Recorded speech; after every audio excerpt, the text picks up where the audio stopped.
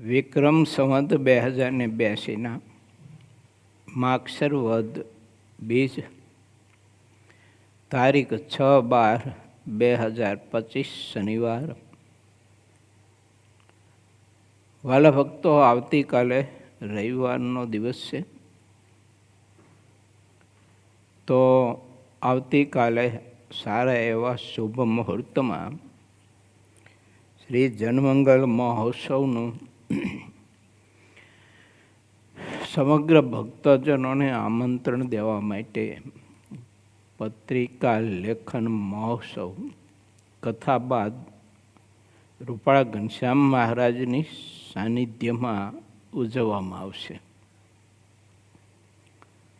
અને સમગ્ર પરમહંસો અને ભક્તોને એ પવિત્ર પત્રિકા જનમંગલ મહોત્સવની આમંત્રણની પૂજન કરી અને પછી મોકલવામાં આવશે.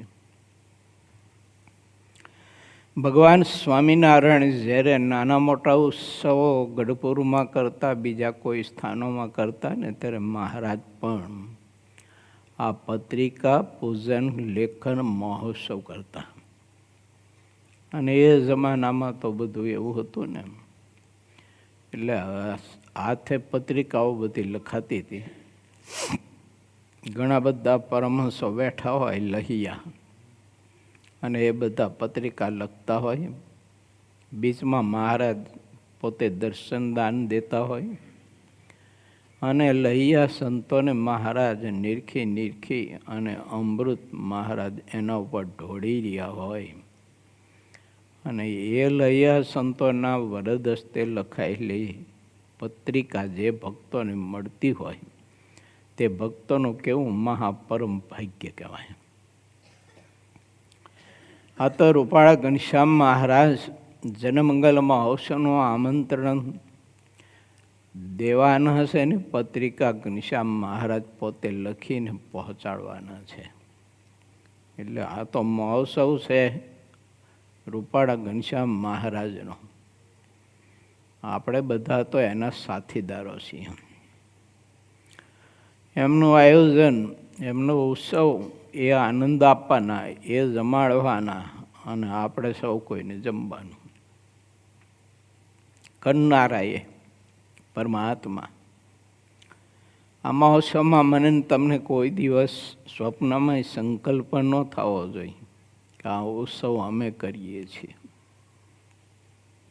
ઠાકોરજી કરે છે અને ઠાકોરજી જ આપણને આનંદ સુખ આપે છે. આ ભક્તિ તો આપણા જીવનમાં દૃઢ કરવી જોઈએ. કરતા ભક્તિ કહેવાય આને. નવધા ભક્તિ છે ને, એ નવધા ભક્તિમાં આ કરતા ભક્તિ, કે ભગવાન પુરુષોત્તમ નારાયણ પોતે કરતા છે. કાલે અમે પ્રદર્શન વિભાગમાં બધા સેવા કરતા હતા, હરિભક્તો, વિદ્યાર્થીઓ, બહેનો. તો એ ભક્તોને ગઈકાલે અહીંયા ઓલું નારંગી આવી હતી ને, મોસંબી, ઠાકોરજી અહીં ધરાવીને પછી સંકલ્પ થયો મને. મેં કીધું આ નારંગીનો રસ પ્રદર્શનમાં જે ભક્તો સેવા કરે ને એ બધાને પાવો છે. અને હવે કંઈક નારંગી કોક લાવે ને તો એનો રસ બધો છે ને હોસ્પિટલમાં જે ભક્તો સેવા કરે ને એને પાવો છે. અને પછી કોઈ લાવે તો તમને પાઈશું. કથામાં લાભ લ્યો છો તમે, મારે જેવાને સાંભળો છો અબુધને, એ મોટી કૃપા કહેવાય ને, તમારું મોટું યોગદાન કહેવાય. એટલે હરિભક્તોને એ મોસંબીનો રસ આપતો હતો ને, ત્યારે મેં એમને કહ્યું હતું, મેં કીધું તમે અમારી સંતોની સેવા સ્વીકારો છો એ અમારું મહા મોટું પરમ ભાગ્ય કહેવાય ને, ભગવાનની કૃપા કહેવાય કે તમે જેવા ભક્તો આ સેવા તમે સ્વીકારો. એમ પાર્ષદોએ, સાધકોએ, સંતોએ મળી અને એ રસ કાઢ્યો અને એ રસને પાછો સુરસ બનાવ્યો.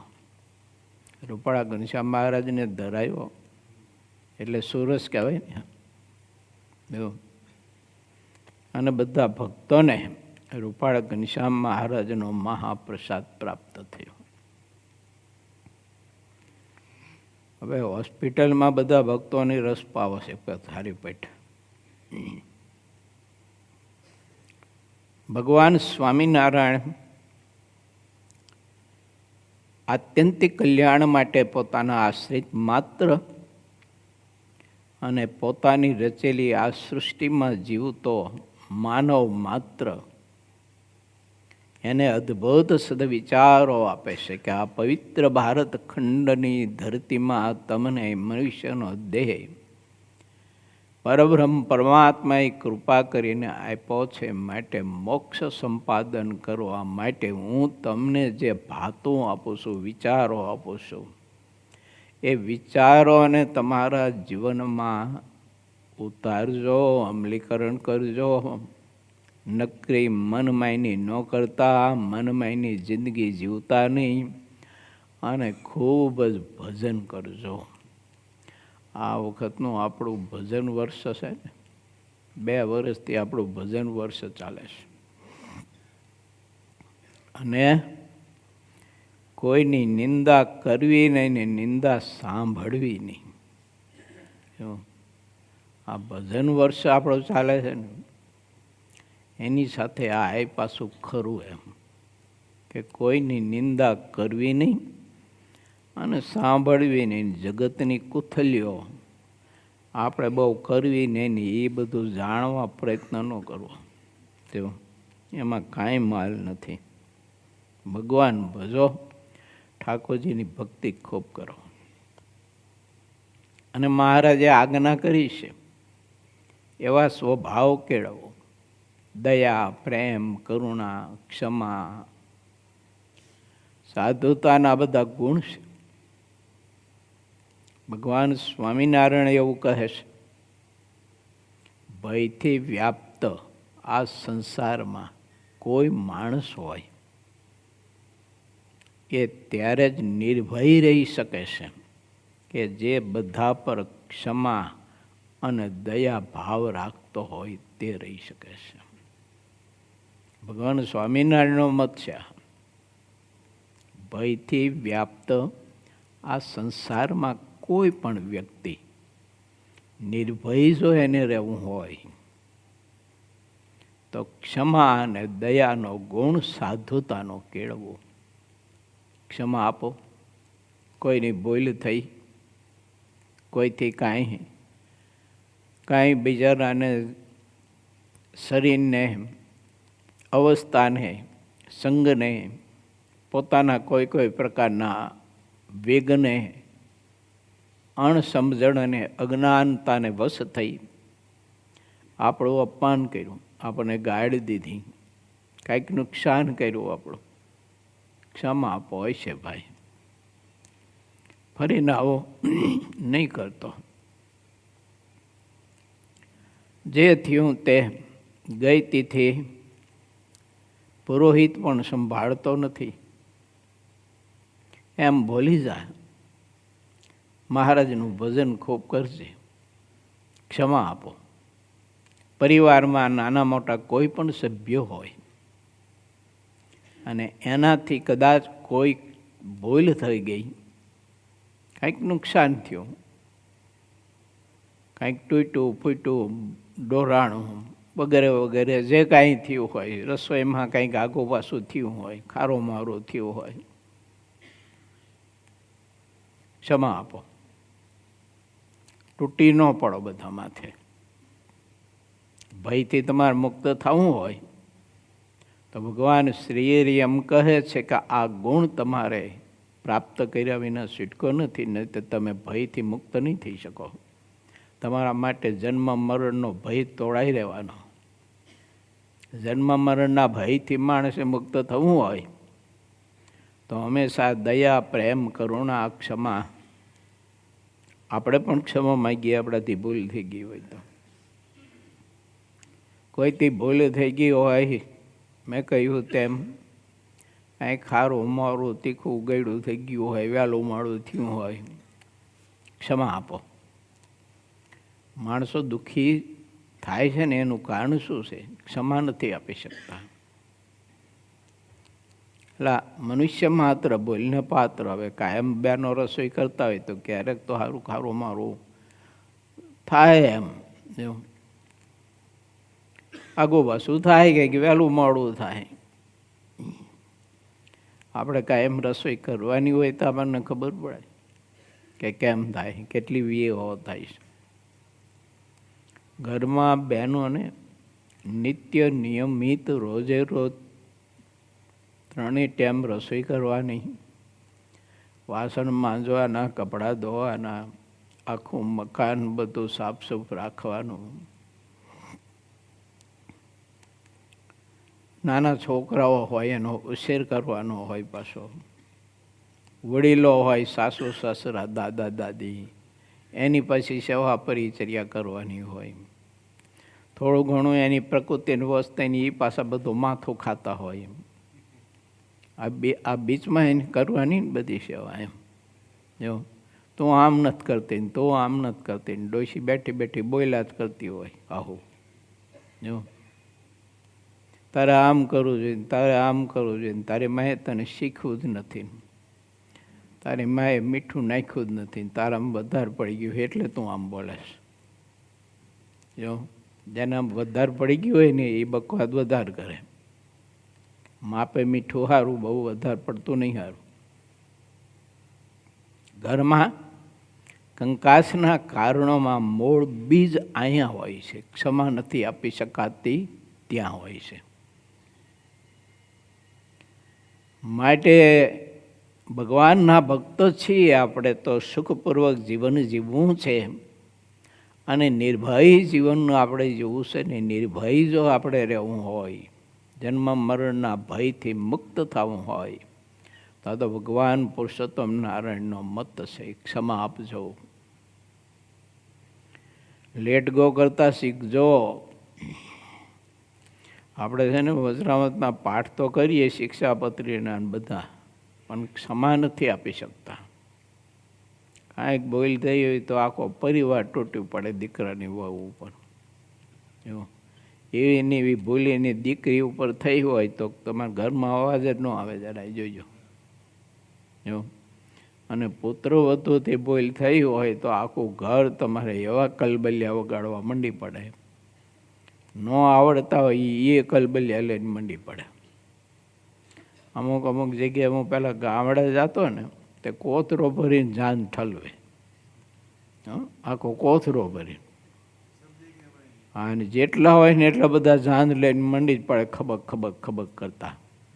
આવડે કે ન આવડે, તાલ બાલ કંઈ જોવાનું નહીં, જવા જ દેવાનું એમના.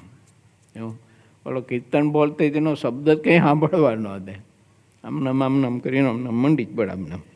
આમનામ ઊંધું ગાલી જે મંડી પડે ને તો જેટલા હોય એટલા બધા ઝાંઝ વગાડે. એટલે આવું ન કરાય. પરિવારમાં સુખ શાંતિથી જીવન જીવો ભગવાને આપ્યું છે.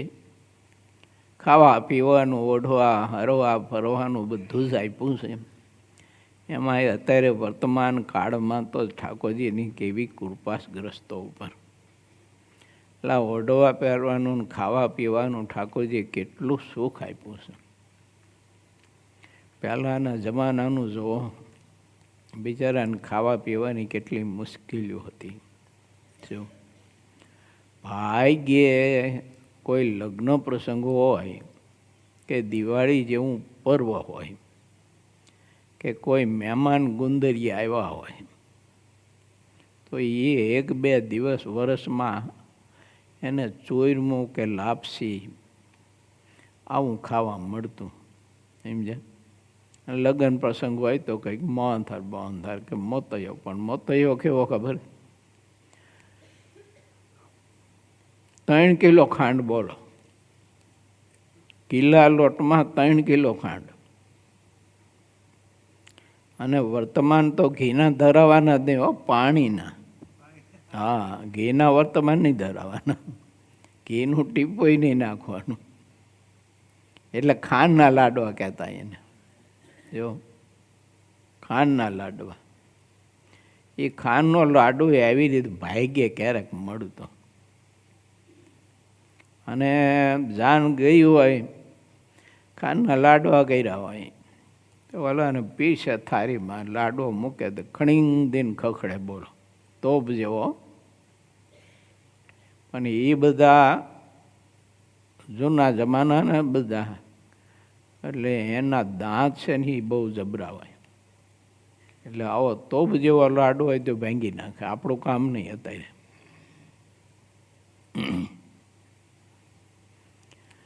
આવી પરિસ્થિતિ હતી લોકોની.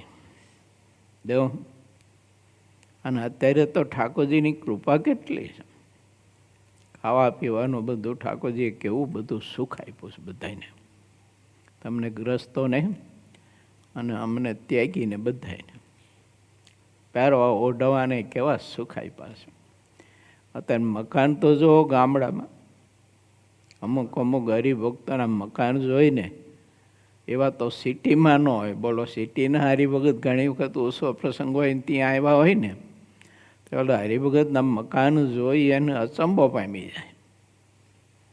સિટીમાં તો શું, એક કે બે બેડરૂમનું નાનું એવું મકાન હોય, એમાં બધો પરિવાર ખંડાતો હોય બિચારો.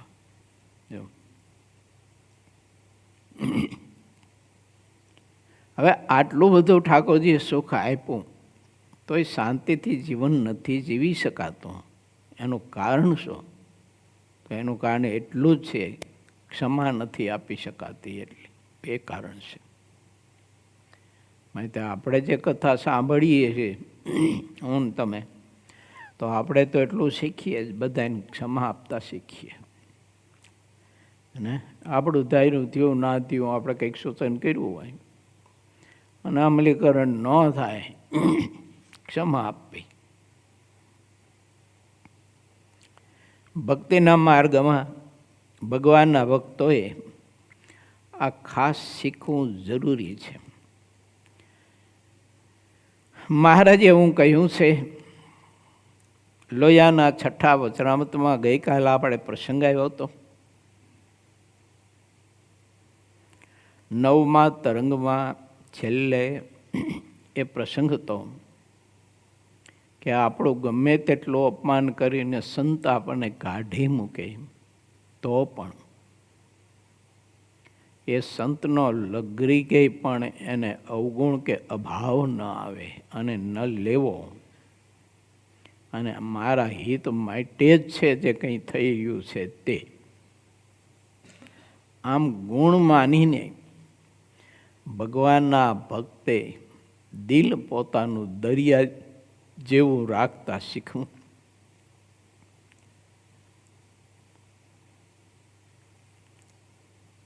ભગવાન શ્રી હરિએ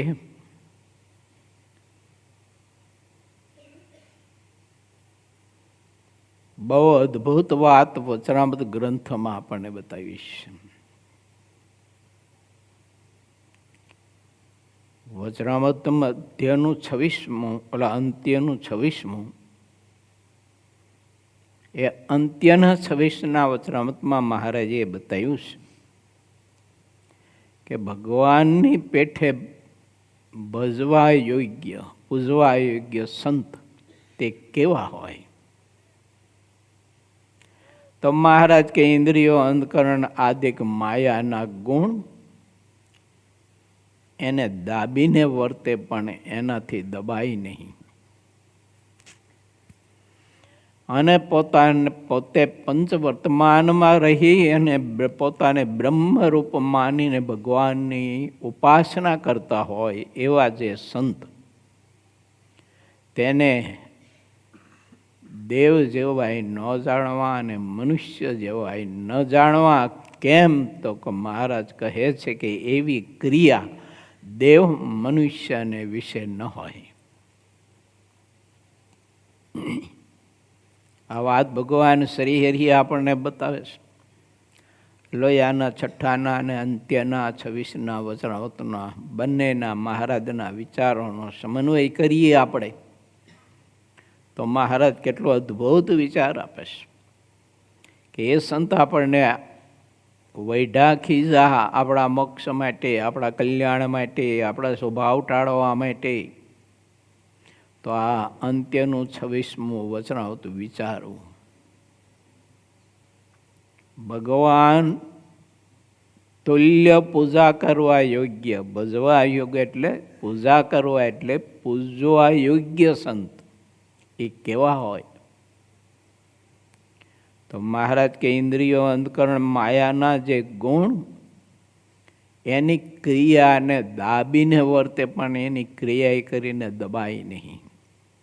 પંચવર્તમાનમાં રહી અને પોતાને બ્રહ્મરૂપ માનીને ભગવાનની ઉપાસના કરતા હોય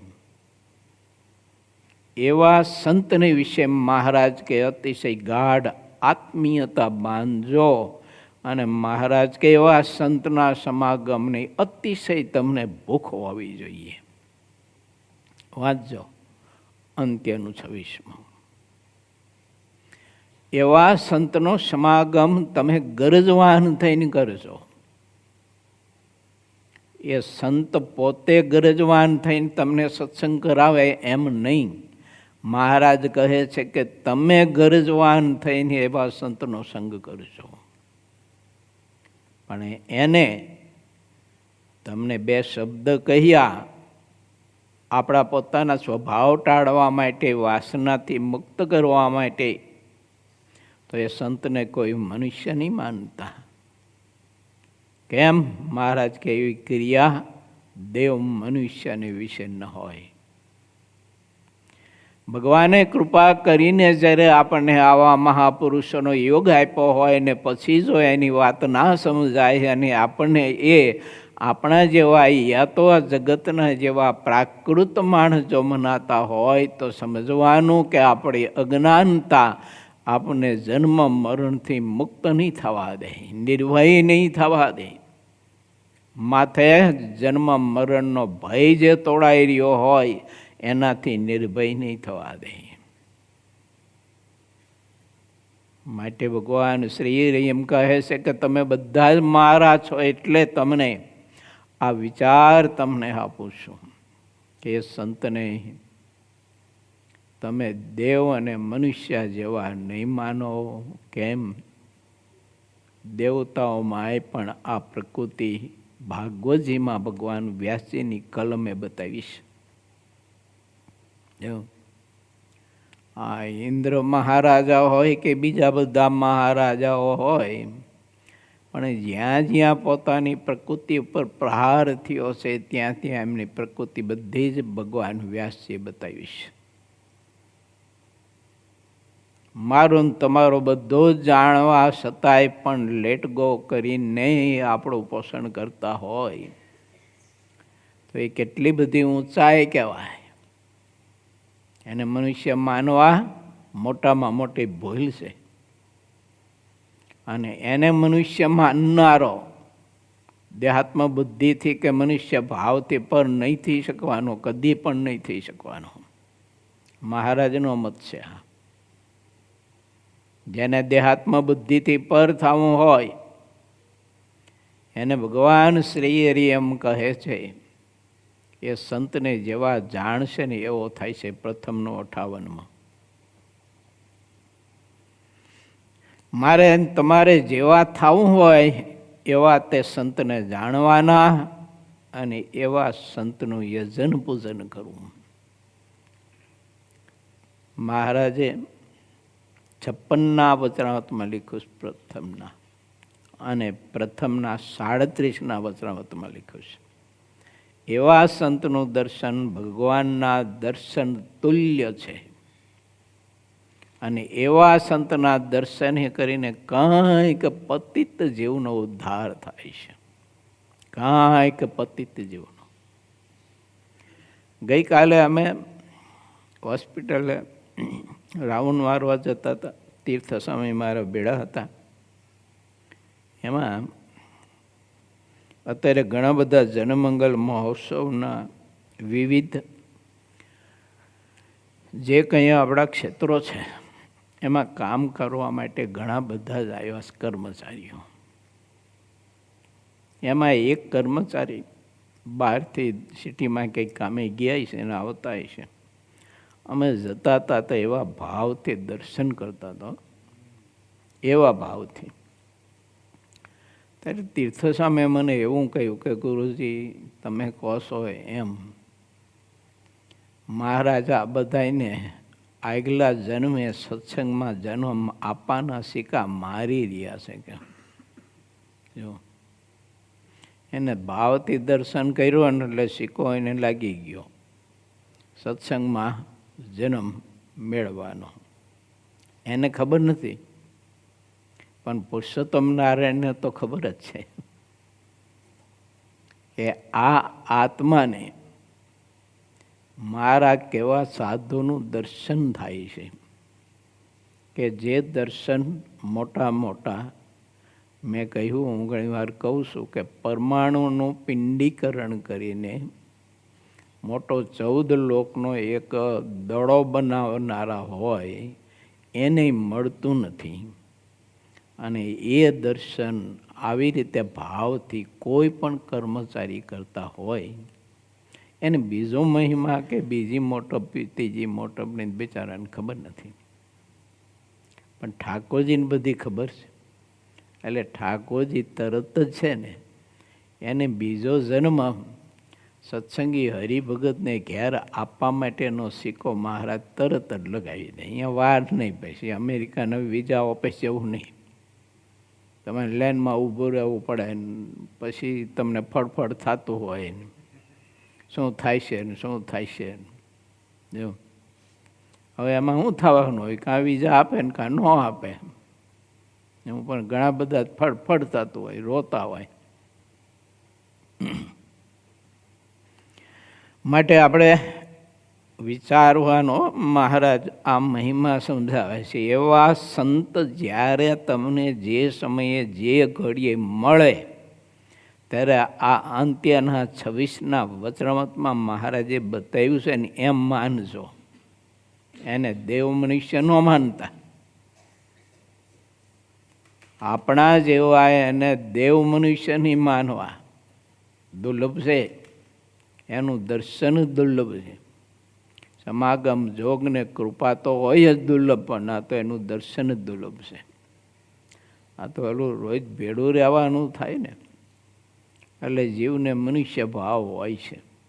એને મનુષ્ય મહારાજ કે જાણતા નહીં. એટલે તમે આવી અદ્ભુત વાત મહારાજે કરી છે. ચાલો આપણો મુખ્ય પોઈન્ટ આજનો શું હતો? ક્ષમા આપતા શીખજો. કોઈથી કાંઈ પણ ક્ષતિ થઈ, ભૂલ થઈ, ભાંગું તૂટ્યું, ઢોરાણું ફોરાણું, નુકસાન થયું, રસોઈમાં વહેલું મોડું થયું, ખારું મોડું થયું, ક્ષમા આપજો. આ ક્ષમાનો ગુણ મહારાજ કે શીખજો. ચાલો હવે આપણે 24ના પૂરના 10મા તરંગમાં પ્રવેશ કરવો છે. પૂર 24મું તરંગ 10મો લોયાનું 6ઠું વચનામૃત. ચાલો વળી ફરીને શ્રીજી મહારાજે પ્રશ્ન પૂછ્યો કે જેણે કરીને ભગવાન રાજી થતા હોય તો પણ ક્યારેય તે કરવું નહીં, અને જેણે કરીને ભગવાન કુરાજી થતા હોય તો પણ તે કરવું, તે શી વાત છે તે કહો. પછી તેનો ઉત્તર પણ શ્રીહરિએ પોતે જ કર્યો કે અમે કોઈક વચન કહીએ તેમાં જો અધર્મ જેવું હોય તો તે કરવામાં ચિરકારી થવું, અર્થાત તેમાં ઘણો વિલંબ કરવો. પણ જેમાં અધર્મ જેવું હોય તેવું અમારું વચન પણ તરત માનવું નહીં, તેમાં વાર લગાડવી. જેમ શ્રી કૃષ્ણ ભગવાને અર્જુનને એમ કહ્યું હતું કે અસ્વસ્થતામાંનું શિરછેદ કરવું તે યોગ્ય છે, કારણ કે જ્યારે દ્રૌપદીનો વિલાપ સાંભળ્યો ત્યારે પોતાનું ધાર્મિક કર્તવ્ય સમજીને શ્રી કૃષ્ણ તે સહન ન કરી શક્યા, એટલે પ્રભુએ આજ્ઞા કરી, કાપી નાખ માથું. અર્જુને હાથ જોડીને કહ્યું, ભગવાન, જેમ સતી પોતાના પુત્રોના વિયોગે રડે છે, તેમ મારા ગુરુ માતૃ એટલે કૃપાચાર્યની પત્ની એ અસ્વસ્થતામાં એના દીકરાને મારી નાખું તો એ કેટલું આક્રંદ કરીને રડે. કેવી દયા, કેવી ક્ષમા, અઘરો વિશેષ. પોતાના સુતેલા માસૂમ નિર્દોષ બાળકના મસ્તક કાપી નાખ્યા, 5 પાંડવોના, 5 દીકરાઓના. સુતાતા ચાદર ઓઢીને કુટિયામાં. આ નિર્દયે આવીને બધાના માથા કાપી અને માથાના વાળ પકડી અને જેમ તરબૂચનું ડીંટિયું પકડીને તરબૂચ લઈને જાતો ને એમ દુર્યોધન પાસે ગયો. તોય અર્જુને ક્ષમા આપી. અને મહારાજ કહે છે કે મારો આશ્રિત આવી રીતે કોઈ પણ આવું કારણ હોય, અમે આજ્ઞા કરીએ. દાદા કાચન મહારાજે આજ્ઞા કરી હતી, એક ડોશીએ ચોરી કરી દાદાના દરબારમાં. મહારાજ કહે, જા તલવાર લઈને માથું જ કાપી નાખીએ, ડોશીને ઉડાડી દે. આ દરબારમાં ચોરી કરે આવા સ્વભાવ થોડાક ચાલતા હોય. દાદા કાચા તલવાર લઈને ગયા તો ખરા, પણ પેલી ડોશી બીકની મારી સ્વામિનારાયણ સ્વામિનારાયણ સ્વામિનારાયણ હે સ્વામિનારાયણ હે સ્વામિનારાયણ ભજન કરવા માંડી. તે દાદા ખાચર જઈને ઉભા રહી, હાથ જોડીને વંદન કર્યા, ડોશીને ક્ષમા આપો.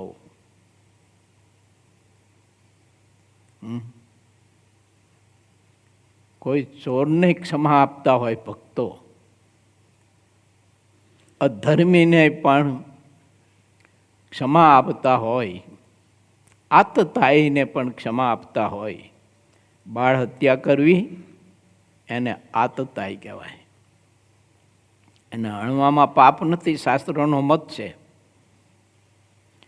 તોય એને ક્ષમા આપે તો એનામાં સાધુતાનો ગુણ, ક્ષમાનો કેટલો બધો સર્વોત્તમ સર્વોત્કૃષ્ટ શ્રેષ્ઠ કહેવાય. તો આપણે બીજી બાબતમાં તો ઠીક છે, પણ હવે નાની બાબતમાં આપણે ક્ષમા ન આપી શકીએ. ઘરના પરિવારના સભ્યને બધું એક જ લોહી હોય,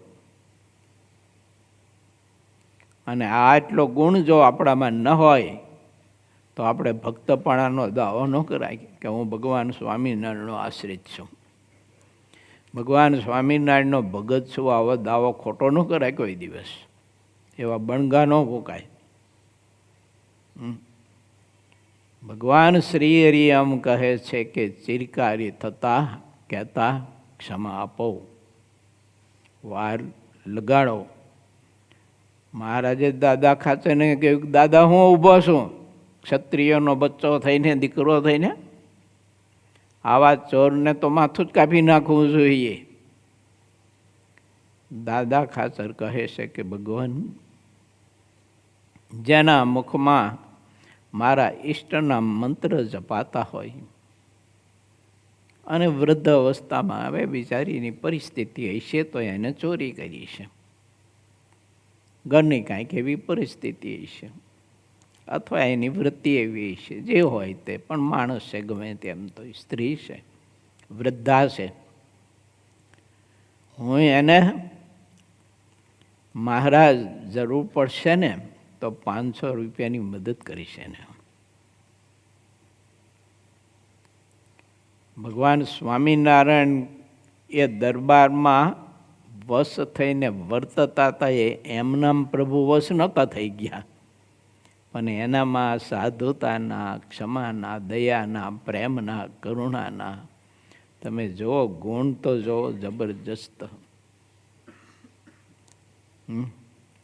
તમારા કોઈ કર્મચારીઓ હોય, હાથી દાળિયા હોય ખેડૂતોને, કોઈ વ્યાપારીઓને કોઈ મકાનો કરતા હોય, કોન્ટ્રાક્ટ રાખતા હોય, મજૂરો આવ્યા હોય, એનાથી નાની મોટી ક્ષતિ ભૂલ થઈ હોય, ક્ષમા આપવી હો, તૂટી ન પડવું. એમાં ગાઈડ તો દેવી જ નહીં, કોઈ ભોગે ન દેવી. એ ગરીબ મને કહેતા ઘણા વાર પહેલાંની વાત છે, મને કે આ બધાને ગાઈડ ન દો ને તો કંઈ કામ જ ન કરે. મેં કીધું એવું ક્યાં લખ્યું છે? મેં કીધું આવડું મોટું ગુરુકુળ હાલે છે અને ઘણા બધા કર્મચારીઓ છે, મારે કોઈને ગાઈડ નથી દેવી પડતી, તોય બધું રાબેતા મુજબ હાલે છે. અને કોઈ કર્મચારી થોડી ઘણી વાયડાઈ દાંડાઈ કરતો હોય તો એ ભોગવશે. સંસ્થાનો પગાર લઈ અને સંસ્થાનું કામ ન કરતો હોય, કામ ચોરી કરતો હોય તો એ ભોગવશે. પણ આપણે એને ગાઈડ દઈને કર્મ ભોગવવા માટેનું કર્મ શું કામ ઊભું કરવું પડે? કામ થયું તો ઠીક છે, ન થયું તો જાય ગોયડાનું. એવું એ કામથી કે આપણો મોક્ષ નથી થવાનો. માનો કે કોઈ કર્મચારી હોય ને સાફ સફાઈ કરતા હોય ને ક્યાંય કચરો પડ્યો રહ્યો હોય, તો એ કચરો પડ્યો રહ્યો હવે એનાથી કે આપણો મોક્ષ બગડવાનો છે? ન થયું તો કાંઈ નહીં, એ ભોગવશે. એની ફરજ ચૂકે છે તો ભોગવશે. પણ આપણે આપણી ફરજ શું કામ ચૂકવવી પડે? ચૂકી તો આપણે ભોગવવું પડે. તો આપણો ભગવાનના ભક્તની તો ફરજ છે, ધર્મ છે. ધર્મ એટલે ફરજ, ફરજ એટલે ધર્મ. તો એનો ત્યાગ ન કરાય, ગાઈડ ન બોલાય કોઈ દિવસ. કામ થયું કે ન થયું, ક્રોધ ન કરાય કોઈ દિવસ. આપણું કંઈ કામ ના થયું હોય તો કોઈ ઉપર ક્રોધ નહીં કરતા કોઈ દિવસ. એવું કરાય નહીં, મહારાજને ગમે નહીં. થયું તો ભલે, ન થયું કાંઈ નહીં. આવડું મોટું પરિસર છે, ઘણા બધા કર્મચારીઓ હોય કે બધા થોડા ખરખા હોય. આ કોઈ દાંડાઈ કરતા હોય, એમ કામની ચોરી કરતા હોય, એ ભોગવશે. એમ થોડોક વિચાર તો રાખો આપણે બધા. જો સાધુ એ હરિભગતે પારા હોય, સાધક હોય, એમ અને ત્યાં જ સાધુતાની કસોટી મારીને તમારી પડ્યા કસોટી ન થાય કોઈ દિવસ. આપણે કોઈને કામ બતાવ્યું ન કર્યું એને, ત્યાં જ કસોટી થવાની આપણી સાધુતાની. જો જરાક ક્રોધ જો ઉપજી આવ્યો, ઓર્ડર માંડ્યા પછી ફફડવા અને મીંડું શરીર ધરુજવા, તો સમજવાનું ગઈ સાધુતા. અને આપણે થઈ ગયા ધોયેલા મોરા જેવા. હા, તો આવડું મોટું સંકુલ હોય ને, એમાં બધું હાલતું હોય. શું ક્યાંક નુકસાન થતું હોય, ઢોરાતું હોય, ફોડાતું હોય, આવડું મોટું રસોડું થતું હોય, તો થોડો ઘણો ક્યાંક બગાડ થતો હોય, આવું થતું હોય બધું. હવે આયલા કરે બધું. આપણે બગાડ નહીં કરવાનો. બીજા કોઈ કરતા હોય તો એને ગાઈડ નહીં દેવાની, એના ઉપર ક્રોધ નહીં કરવાનો. યોગ્ય લાગે તો સમજ આપવાની, પણ ધીરજતાની, ધીરજતાથી, દયાથી અને બહુ સમજણપૂર્વક એને આપણે સમજ આપવાની. ખીજાઈ નહીં જવાનું. ઘણા બધા એમ ક્રોધ બહુ કરે, એટલે ન કરાય ક્રોધ. આપણે જ નુકસાન છે, બીજા કોઈ જ નથી. ભગવાન શ્રી એમ કહે છે કે અમે આજ્ઞા કરી હોય તોય ક્રોધ નહીં કરતા. દાદાને આજ્ઞા કરી બોલો તોય ક્રોધ કર્યો એને, અને ક્રોધ કર્યા વિના કર્મ જ ન થાય. કોઈને એક થપાટો મારવો હોય, કોઈને ધોકો મારવો હોય તો ક્રોધ આવ્યા વિના તમે મારી ન શકો કોઈ દિવસ, જિંદગીમાં ન થાય, સંભવે જ નહીં. તો દાદા ખાચરે ક્રોધ કર્યો નહીં. કેમ? એને ખબર છે કે હું તો અક્ષરધામના અધિપતિ પુરુષોત્તમનો દાસ છું. મારા સ્વામી નથી ગમતો, મહારાજે ના પાડીશ. એવું લોયાના પહેલામાં કહ્યું છે, ક્રોધી મનુષ્ય અને ક્રોધી દેવતા તો અમને દીઠોય નથી ગમતો. એ દાદાનું અનુસંધાન હતું કે મારા બાપને ક્રોધ નથી ગમતો, નારાજ થાય છે, ન કરે, ન કર્યો. અને ક્રોધ વિના કોઈને કોઈ શિક્ષા કરી ન શકે. બહુ અદ્ભુત વાત છે ને. વિચાર્યું આપણે બધાએ, આપણા ગુરુકુલમાં કોઈ કર્મચારીથી કે કોઈ હરિભગતથી કોઈથી કાંઈ નુકસાન થતું હોય તો સમજ આપી, ક્રોધ નહીં કરવાનો, એનો તિરસ્કાર નહીં કરવાનો, ગાઈડ નહીં દેવાની, અપમાન નહીં કરવાનું. તો આરા મોરખ શું બુદ્ધું આવું નુકસાન કરે ડોબા? એમ ક્રોધ નહીં કરવાનો. થયું તે થયું. હવે એ બધું ઠાકોરજી કરતા કરતા છે. કંઈક ડોરાણું ફોડ્યું ને તૂટ્યું ને કંઈક નુકસાન થયું તો વળી ઠાકોરજી પાછું બીજું કંઈક લાવી દેશે ને કરશે. તમને તો હરિભક્તોને કોઈને સંતોને આ બધાને ખબર નહીં હોય. શરૂઆતમાં છે ને આપણે ગુરુકુળમાં અમારે શાકભાજી લાવવાના પૈસા નહોતા. જો આ 25 વર્ષ પહેલાંની વાત કરું, પછી 27-28 વર્ષ પહેલાંની. શાકભાજી લાવવાના પૈસા નહોતા.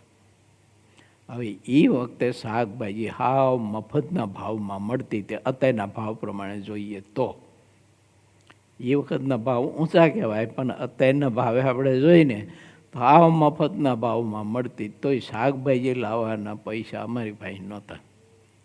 અમે કોઈ દી મોડો જોયો નહોતો. જો આ તો તમારા બધા સંતોની કૃપાથી આ બધું થાય. જો આવે તમારા બધાનું ભજન અને તમારી કૃપા, આ તમારો પુરુષાર્થ અત્યારે ભયો છે. બાકી મગની દાળ એમાંય લીંબુ નીચવા માટે લીંબુ નહોતું. જો એ મગની દાળને એ વઘાર માટે થોડુંક તેલ લેવાનું માપે. અત્યારે આમ ઉપર તેલ તરતું એવું નહીં, એવું દેખાય નહીં તમને. એ પાવરું તેલ મૂકીને વઘાર કરવાનો. એ જીરું ને રહ્યું હોય, બાકી બીજું કેમ મસાલા, દાણા જીરો ને કોથમરી ને આદુ ને લીલા મરચાં એ ક્યાં લેવા જાઉં? ભાખરી મગની ડાયરથી બધું હાલતું હતું ગાડું એમ. અને સેવા કરતા હતા અમારાથી થાય એટલી બધી. આમ હતું. તો અત્યારે જે છે એ ઠાકોરજીની કૃપાથી દયાથી છે. આવા સંતો, તમે જેવા હરિભક્તો, એમનું તપ છે. શું સંતોના જપ, હરિભક્તોનું તપ, એનાથી આ બધું આજે સુખ છે. બાકી આ ભૂમિકા હતી 28 વર્ષ પહેલાંની. મેં કીધી એવી, શાકભાજી લાવવાના કાવડિયા હતા નહીં. તો હવે અત્યારે કંઈક નુકસાન બુકસાન થયું હોય તો શું કામ આપણે ભાઈ ધુઆ થવું જોઈએ, ક્રોધ કરવો પડે? એટલે સમજ રાખવી પડે. આવો હોય ને ત્યારે હું એ 28 વર્ષ પહેલાંની જ ભૂમિકા વિચારું. કંઈક થોડું ઘણું કંઈક નુકસાન થયું હોય ને એટલે 28 વર્ષ પહેલાંની ભૂમિકામાં જવાનું. કાંઈ નહોતું, પણ એના બદલે આજે 12 મહિને 800 કે 1000 ડબ્બા તેલના ઠલવાય છે. 300, 400 કે 500 જેવા ઘીના ડબ્બા ઠલવાય છે. હવે એમાંથી 2 પાવડા ઘી મું ડોરાણું, તો થોડું ઘણું દૂધ ડોરાણું. હવે અમે એક વખત આવ્યા હતા તો અહીંયા લગભગ વેકેશન હતું, આ ગઈ દિવાળીનું. તે દૂધનું ઓલું કેન પડ્યું હતું, તે ગમે તે ખબરની કર્મચારીથી થોડુંક ડોરાણું હોય છે. જો તે બધું દૂધ થઈ ગયેલું. સંકલ્પ ન થવો જોઈએ. મારી સાથે કોણ હતા? હરિકૃષ્ણ સ્વામી હતા. તમે? હા, હરિકૃષ્ણ સ્વામી કીધું જો આ થયું, પણ સંકલ્પ ન થવો જોઈએ આપણને. કેમ? એ વખતે દૂધ જ નહોતું મળતું, શાકભાજી નહોતું મળતું, દૂધ ક્યાંથી મળે? છાશ ક્યાંથી મળે? અત્યારે છાશ ને દહીં જે બધું રેલમ છેલ જે હાલે છે ને એ તમારા બધાનું તપ છે, હરિભક્તોનું, સાધુનું. હા, મારું તપ તો એવું જ છે. મેં કીધું એવું, મગની દાળ ને ભાખરી એ મારું તપ. જો અને આ સંતોનું તમારા બધા હરિભક્તોનું આ તપ. જનકભાઈ, ઘણી વખત જનકભાઈ અને પ્રવીણભાઈ એ સંત આશ્રમમાં છાશ પીવા માટે આવતા. જો કે આવી છાશ ક્યાંય નથી મળતી કે, અને એ છાશ પીને બહુ રાજી થતા હતા. પણ આ બધો પ્રતાપ છે ને એ ભગવાન શ્રીહરિનો અને બાઈકેનો વૈધો ગઈટો પ્રતાપ તમારા બધાનો એમ. એટલે આમાં કાંઈ નુકસાન બુકસાન કાંઈ થયું હોય તો ક્રોધ નહીં કરવાનો, સમજ આપવાની, કોઈને ગાઈડ તો નહીં જ દેવાની, કોઈ દિવસ અપમાન નહીં કરવાનું, કોઈનું દિલ દુભાય એવી રીતે ઠપકો નહીં દેવાનો, કેમ કે એ આત્મા જ ગમે તેમ થાય. હા, એની કોઈ પ્રકારની મજબૂરી હોય એટલે બિચારા આ બધું કામ કરતા હોય એમ. જો મહારાજ બહુ અદ્ભુત વિચાર આપે છે આપણને. અને વિપ્રનો વધ કરવામાં બ્રહ્મહત્યાનો જે દોષ કયો છે તેને નંદકુમારે લગાર પણ માન્યો નહીં. પછી તે વચને અર્જુને માન્યું નહીં. તેથી ભગવાન શ્રી કૃષ્ણ અર્જુન ઉપર અતિશય પ્રસન્ન થયા અને બાથમાં લઈને ભેટી પડ્યા. વાહ વાહ કુંતી પુત્ર વાહ, તારી ધીરતા, તારી સાધુતા અને ક્ષમાનો તારો ગુણ ઓહો કોઈ અદ્ભુત છે. ભગવાને આજ્ઞા કરી હતી ને એટલા માટે કરી હતી, એની સાધુતા જોવા અને એની સાધુતાનું ભારતીય માનવ સમાજને દર્શન કરાવવું હતું કે હું અર્જુન કેમ કરું છું, હું અર્જુનનું કેમ રટન કરું છું, એનું કેમ હું રક્ષણ કરું છું. એટલા માટે કે એનામાં આ સાધુતા છે એટલે રક્ષણ કરું છું. જેનામાં સાધુતા હોય ને એનું ઠાકોરજી રક્ષણ બધી રીતે કરે, એટલે નિર્ભય જ હોય, એને કોઈ પ્રકારનો ભય ન હોય. કેમ કે સાધુતા છે એટલે ઠાકોરજી પડે એનું રક્ષણ કરે. આ દુનિયામાં મારે તમારી રક્ષા કરનારો કોઈ મળે આપણને, એટલે કરોડો રૂપિયા આપણને, 1 કરોડ રૂપિયાનો પગાર આપો તમે, અને તમારો પ્રાઇવેટ કોઈ પણ તમારો રક્ષક રાખો સિક્યુરિટી માટે, તોય એ તમને કાર્ડથી બચાવી શકે. કહો મહિને 1 કરોડ રૂપિયાનો પગાર આપવાનો એને, બોલો. અને જ્યાં તમે જાઓ ઊભા હોય, તમે સૂતા હોય તોય એ આમ બંદૂક લઈને જ ઊભો હોય, તો એ બચાવી શકે, રક્ષા કરી શકે. એવું કહો માનો થાય? કાર્ડથી કોઈ રક્ષા ન કરી શકે. સાધુતા જો હોય તો પુરુષોત્તમ નારાયણ કાર્ડથી પણ રક્ષા કરે. તો સાધુતા હતી તો જોધાને કાળ લેવા આવ્યો તો એ ન લઈ શક્યો, ભગવાને રક્ષા કરી. અર્જુનની સામે કાળ ઝઝુમતો હતો મહાભારતના યુદ્ધમાં, જો પણ માથાનો વાળો વાંકો ન કરી શક્યો. કેમ કે પરમાત્મા રક્ષા કરતા હતા એની. શું કામ કરતા હતા? કે એનામાં સાધુતા હતી. એટલે માટે આ બધા સાધુતાના ગુણ છે, મારે તમારે કેળવવા. ક્ષમા આપો, ક્ષમા માગો, એ જ આપણે મહાનતા કહેવાય. અને જો વિનંતી કરું તમને બધાને, પ્રાર્થના, મારે ન મૂકતો ને એટલે તમને પ્રાર્થના કરાય. એવી ભાષા ન બોલતા કોઈ દિવસ. ઘરમાં, પરિવારમાં, ધર્મપત્ની પાસે, દીકરા દીકરીઓ પાસે કોઈ દિવસ છે ને આ એવી વ્યંગ ભાષા ન બોલતા. મહેરબાની કરીને કોચું ન બોલતા. ઘણા બધાને છે ને એવું કોચું બોલવાની બહુ કુટેવ હોય છે. સામે નાને બહુ તકલીફ થતી હોય છે, એમાં બહેનોને તો બહુ તકલીફ થાય. જો હા, એને હોળી વચ્ચે હોપારી જેવું હોય. એક તો આપણો આ કુસંગ કહેતા અજ્ઞાનતા આપણી, એવું કોચું બોલતા હોય. એક બાજુ છોકરાઓ, દીકરો, પુત્રવધુ, આ બધાની બીચમાં એને જીવન જીવવાનું હોય છે. માટે મારી વિનંતી છે પ્રત્યેક હરિભક્તોને, સંતો, પાર્ષદો, સાધકો, માતાઓને હોતા, કે ક્યારેય કોઈ દિવસ કોચું ન બોલો, બીજા ઉપર આક્ષેપ ન નાખો ખોટા. અને કોઈની ભૂલ હોય તો એ ભૂલને માર્કેટમાં કોઈ દિવસ જવા ન દે, એનું માર્કેટિંગ કરવા માંડી ન પડો. ઘણા બધા એના આબવ કૂટે હોય છે, કોઈથી કાંઈક ભૂલ થઈ એટલે તરત જ માર્કેટિંગ કરવા માંડી જ પડે તમારે, ત્યાં સુધી હક જ ન પડે એને.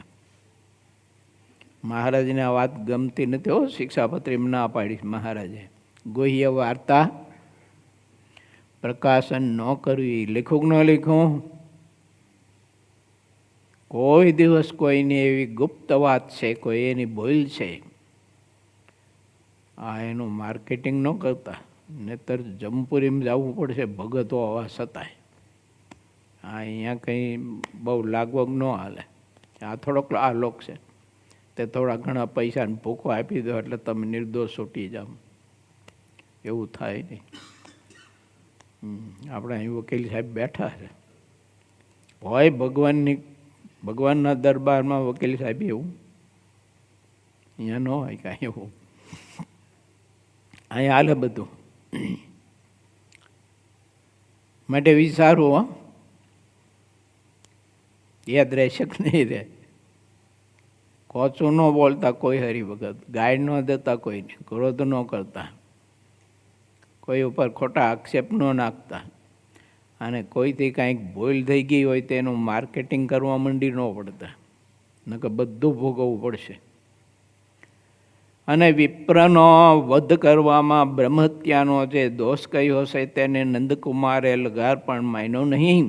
પછી તે વચને અર્જુનને માન્યું નહીં. તેથી ભગવાન અર્જુન ઉપર અતિ પ્રસન્ન થયા. તેમ એવી રીતનો અમારું કોઈ વચન હોય, તેણે કરીને અમે રાજી થતા હોઈએ તો પણ તેવું અમારું વચન ક્યારેય માનવું નહીં. વળી અમારા વચને કરીને પંચવર્તમાન સંબંધી જે નિયમ તેનો ભંગ થતો હોય તો તેવા જે અમારા વચન તેને ન માનવા, તેમ અમે પોતે દૃઢપણે નિશ્ચિત કહીએ છીએ.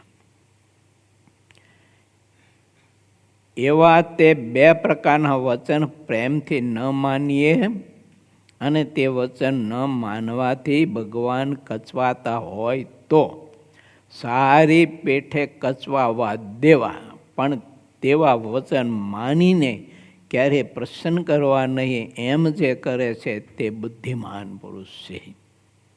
એ ભક્ત કહેવાય, સુજ્ઞ કહેવાય. ઘણા બધા કહેતા હોય ને કે બસ હવે કે વચન એટલે વચન, એમ વચને નિવૃત્તિ, વચને પ્રવૃત્તિ. પેલા એલા સાચું એ બધું, વચને નિવૃત્તિ, વચને પ્રવૃત્તિ બધું સાચું, પણ જેમ થતું એમ કરાય, ત્યાં વિવેક હોવો જોઈએ. જો પછી આપણને કહ્યું હોય એવી રીતે ભગવાને આજ્ઞા કરી હોય તો પછી એમના મંડી ન પડાય બીજાને ટીપવા. હું ભગવાન એમ ક્યાંક લે અને ધોકો લઈને ટીપી નાખ તો મંડી ન પડાય. કેમ? વચને નિવૃત્તિ, વચને પ્રવૃત્તિ. આમ તો પછી વચને નિવૃત્તિ ને વચને પ્રવૃત્તિ હોય તો ઘરના આડા આવે તે દિવસે પછી કરવું જોઈએ ને. વચને નિવૃત્તિ ને વચને પ્રવૃત્તિને કાઢી મૂકવા પડે ને.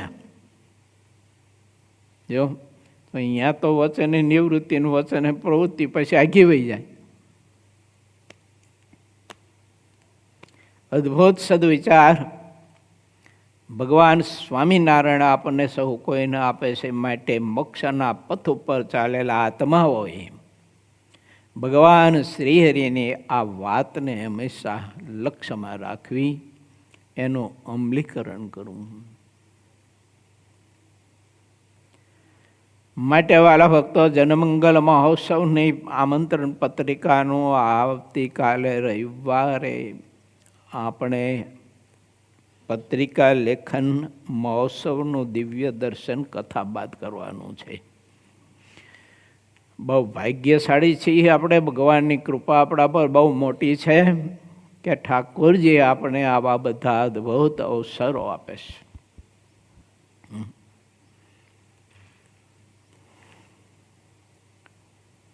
બીજા 2 સંકલ્પ થયા છે મને તમારી પાસે આમ તો ખાલી મૂકું છું. જનમંગલ મહોત્સવ અંતર્ગત 2 મોટા અણકોટ કરવાના છે. પ્રેમજીભાઈને, જયભાઈને બધાને વિદેશવાળાને કહ્યું હતું કે તમારા તરફથી ડ્રાયફ્રૂટનો અણકોટ કરવાનો છે. લંડનવાળા બધા પરેશભાઈ, જયેશભાઈ વગેરે વગેરે ભક્તોને. પછી મેં કીધું તમારા વિદેશવાળા તરફથી કરવાનો છે. એ વખતે એવું કહ્યું હતું. પછી વિચાર એવો આવ્યો, મેં કીધું આમાં બધાને લાભ દેવો છે, એટલા માટે આ અણકોટ કરવો પડે. સંકલ્પ એવો છે, ફ્રૂટનો અને ડ્રાયફ્રૂટ 2 અણકોટ કરવાના છે આપણે. એ તમામ ડ્રાયફ્રૂટ અને અણકોટ એનો પ્રસાદ. એ સંકલ્પ મને એવો થયો કે હોસ્પિટલમાં જે દાખલ થયેલા હોય ગરીબો, એ બધાને આપણા સ્વયંસેવકોના માધ્યમે એ ઉત્સવ અંતર્ગત બંને અણકોટનો બધો પ્રસાદ, એક કાજુનો દાણો કે બદામનો દાણો કે પછી બીજું ત્રીજું જે કંઈ જલદારો આ તે બધું હોય, એમાં ખજૂર હોય, સાકર હોય, તો આપણે કોઈ મોઢામાં 1 દાણો મૂકવાનો નથી. ટોટલી હોસ્પિટલમાં એ દર્દી નારાયણના મુખ સુધી આપણે પહોંચાડવાનો છે. હા, એટલે 1000 કિલો ડ્રાયફ્રૂટનો અણકોટ કરવાનો છે એવું. હા, અને 1000 કે 1500 કિલો ફ્રૂટનો અણકોટ કરવાનો છે. અને બધું જ હોસ્પિટલમાં ગરીબોના મુખ સુધી પ્રસાદ. રૂપાળા ઘનશ્યામ મહારાજ, રાધાકૃષ્ણ દેવ, નીલકંઠ વણિન્દ્ર મહારાજ, ભગવાન મર્યાદા પુરુષોત્તમ રામચંદ્રજી, લક્ષ્મણજી, સીતા માતા, હનુમાનજી મહારાજ, ભગવાન ભોળાનાથ, મા પાર્વતી દેવી અને એમના પુત્ર લાડકવાયા એવા ગણપતિજી મહારાજ અને યજ્ઞશાળામાં બિરાજતા રાજાધિરાજને યજ્ઞનારાયણને યજ્ઞના અધિષ્ઠાતા દેવતાઓ અને દેવીઓ, એ બધાનો પ્રસાદ આપણે હોસ્પિટલમાં દર્દી નારાયણના મુખ સુધી પહોંચાડવાનો છે.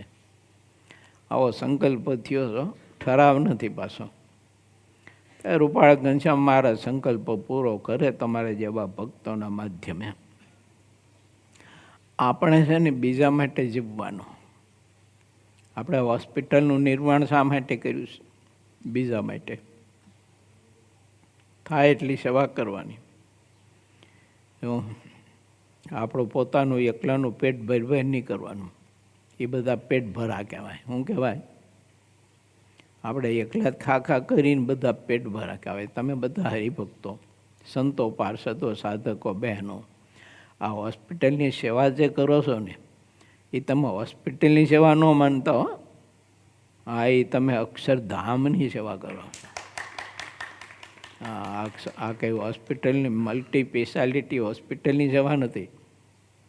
આ અક્ષરધામનો એક પ્રદેશ છે. જો કેમ અક્ષરધામ છે ને અધોર્ધ પ્રમાણ રહિત છે. એટલે આ હોસ્પિટલની જે કંઈ શરીરથી, તનથી, ધનથી, મનથી સેવા કરે છે, એ બધા જ ભગવાન પુરુષોત્તમ નારાયણની સેવા કરે. એટલે આમ જુદું ન પાડતા. ઘણા બધા જુદું પાડે છે કે આપણે રૂપાળા ઘનશ્યામ મહારાજના વાઘા વસ્ત્ર ધરાવવા, એમ હોસ્પિટલમાં સેવા ન કરવી, એ સામાજિક કાર્ય કહેવાય. એટલે સામાજિક કાર્ય નથી, એ ભક્તિનો એક પ્રકાર છે. અને ભક્તિનો પ્રકાર ન હોત તો શિક્ષાપત્રીમાં ભગવાન સ્વામિનારાયણ લખત નહીં. માતા પિતા ગુરુને રોગાતુર એવા છે કોઈ મનુષ્ય તેની જીવંત પર્યંત શુશ્રૂષા કરવી ન લખે મહારાજ.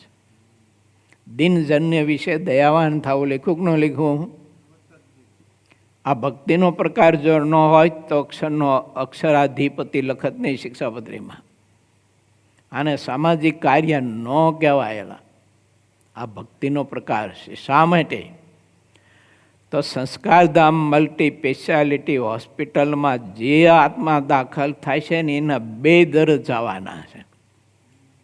જો શરીરનું જવાનું અને આત્માનું પણ દર જવાનું છે. અને એમાં જે આપણે સેવા કરી રહ્યા છીએ તે અક્ષરાધિપતિ પુરુષોત્તમ નારાયણની સેવા. એટલે જુદું ન પાડતા કોઈ. બ્રહ્માનંદ વિદ્યાલયો હોય કે હોસ્પિટલ હોય, યજ્ઞશાળા હોય કે મંદિર હોય, આને જુદું નહીં પાડીએ આપણે. તમે ચાહે ત્યાં સેવા કરો. કાલે 2-3 હરિભક્તો આવ્યા હતા અશોકભાઈની, આપણે ધાંગધ્રવાળા. તે પછી સેવાનો મને કહેતા હતા કે ગુરુજી તમે કહો તો થોડોક સંકલ્પ છે નાનો એવો સેવા કરવાનો. તે જે વિભાગમાં મેં કીધું હોસ્પિટલમાં લખાવજો, કીધું તમારા 51,000 રૂપિયા. મને કે કંઈ વાંધો નહીં, અમારે કોઈ સંકલ્પ જ નથી. મેં તમે હોસ્પિટલમાં લખાવો તો ભલે, ઉત્સવમાં લખાવો તો ભલે, યજ્ઞશાળા માટે લખાવો તો ભલે, સંત આશ્રમ માટે લખાવો તો ભલે, પણ બધું જવાની છે. બધી નદીઓ સમુદ્રમાં ઠલવાવાની છે. બોલો, બધી નદીઓ છે ભારત દેશમાં, ક્યાં ઠલવાય છે? સમુદ્રમાં ઠલવાવાની છે. તો એવા ઠરાવો કામ રાખવા છે કે હું હોસ્પિટલમાં સેવા કરું જ નહીં, હું શિક્ષણ ખાતામાં સેવા કરું જ નહીં, શિક્ષણ ક્ષેત્રે હું ધાર્મિક સેવા જ કરું, મંદિરની જ કરું. એટલે આવા ઠરાવો કામ રાખવા જોઈએ. આ બધી આપણી ગેરસમજણ છે. નાની મોટી બધી નદીઓ અંતે ઠલવાય છે સહજાનંદ સિંધુમાં, અને અંતે એ પરમાત્માના ચરણમાં જ મારીને તમારી સેવા જાય છે. એટલે મારી એવી વિનંતી છે, જે હરિભક્તો તમે કથા સાંભળતા હોય ને બધાને, અહીં પૂરતી વાત નથી કરતો. સંપ્રદાયમાં આ દેશમાં કોઈ પણ એવા પુરુષો કાર્ય કરતા હોય તો એને સામાજિક કાર્યમાં આમ ઠેલી ન નાખવું. એ ભક્તિનો પ્રકાર છે મારા બાપ. જો એને ભક્તિનો જ આપણે એને પ્રકાર માની અને થાય એટલી સેવા કરીએ. પૈસા તો પડ્યા રહેવાના ને એમને ઉગલી જવાના આપણે બધા. જો મેં તો કેટલાય જોયા હો બધાની સામે. હા, બેંકમાં પછી લાખ 30 લાખ આજથી 45 વર્ષ પહેલાં પડ્યા ગયા, અને આરા લોભ્યા તે પછી વાપરી નહીં વૈયાઈ ગયા. તે પાછળથી પછી બેંકને સરકારે વ્યવસ્થા કરી લીધી. જો બોકો એમ નામ પડ્યો રહ્યો. આવા મેં જોયા છે કેટલા, 1-2 નહીં. માટે ઠાકોરજી આપ્યું હોય ને અને સગવડતા હોય, ઠીક છે, ઘર બહાર તીરથ નહીં કરવાનો, વિવેક રાખવાનો, પણ હોય તો લોભ નહીં કરવાનો. અને સંતોના વચને આપણે ગમે ત્યાં ધન સંપત્તિ વાપરીએ, પણ એ નદીનો પ્રવાહ તો ઠલવાવાનો સમુદ્રમાં છે. એટલે ભગવાનના ભક્તે આ બધો આપણે સૌ કંઈ વિવેક રાખીએ, શીખીએ. તમારા બધાની સમજણ, શ્રદ્ધા, સમર્પણ, એને ખૂબ ખૂબ ભાવથી વંદના. આ તમારા બધા હરિભક્તોના સમર્પણથી, સેવાથી, સંપત્તિથી આ બધા કાર્ય થાય છે. બાકી તો અહીં તો ક્યાં મેં ન કીધું તમને, આ એ મગની ડાયરમાં લીંબુ નાખવા કે આદું નાખવાનું નહોતું મળતું. હવે એમ હતું બધું. આ તો તમારા બધા ભક્તોનું સમર્પણ, સેવા, ભાવના ઠાકોરજીએ તમને આપ્યું છે, તમે ઠાકોરજીને આપો છો એટલે આ બધું થઈ રહ્યું છે. એટલે હોસ્પિટલનું ખર્ચ મોટું છે પાછું. જો ઉત્સવનું ખર્ચ મોટું છે. કોઈ બાઈક એરિયા હોય તો પાછા કંઈક થોડું ઘણું આમાં ઉમેરજો. ભગવાન સ્વામિનારાયણના ચરણમાં એવી પ્રાર્થના કરું કે આપણા સહુ કોઈને એક મતિ રહે, એક વિચાર રહે, અને એક જ સમર્પણ, હું જે કાંઈ કરું છું તે ભગવાન સ્વામિનારાયણની ખુદની સેવા કરું છું. બસ આટલી જ આપણી સમજ અને ભાવના રહે. મહારાજ એવી આપણા બધા ઉપર કૃપા કરે એવી પ્રભુના ચરણમાં પ્રાર્થનાની સાથે સૌ ભક્તોને ભાવથી જય સ્વામિનારાયણ.